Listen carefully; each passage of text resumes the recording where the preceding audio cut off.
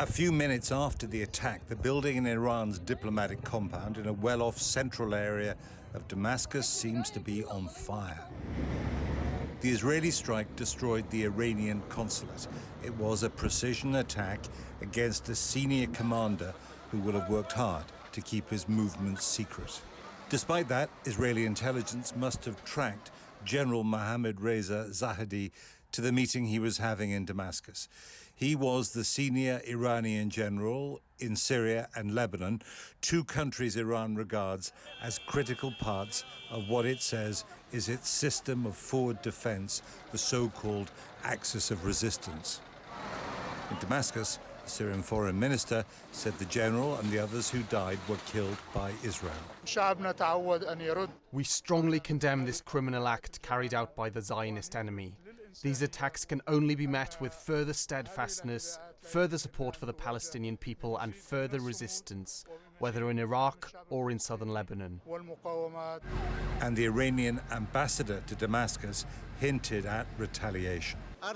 Definitely the Zionist regime knows better than anyone that such crimes and violating international law will have its response in an appropriate time. The raid is the biggest single escalation yet in the deepening war that has been fought since the Hamas attacks last October between Israel and Iran's network of allies here in the north of Israel, across the border in South Lebanon, and in the wider Middle East. Since the beginning of this year, exchanges of fire between Israel and Hezbollah, the Iran-backed militia and political movement in Lebanon, have become more intense. Israeli jets have been raiding deeper into Lebanon and Syria. In Iran, protesters went out onto the streets of Tehran, chanting, "Death to Israel." The Iranian regime believes its security depends on deterring its enemies. The raid on Damascus showed that it's not doing that.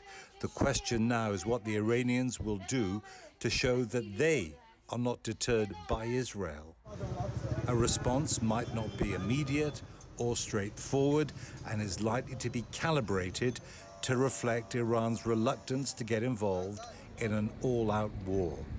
Jeremy Bowen, BBC News, in northern Israel.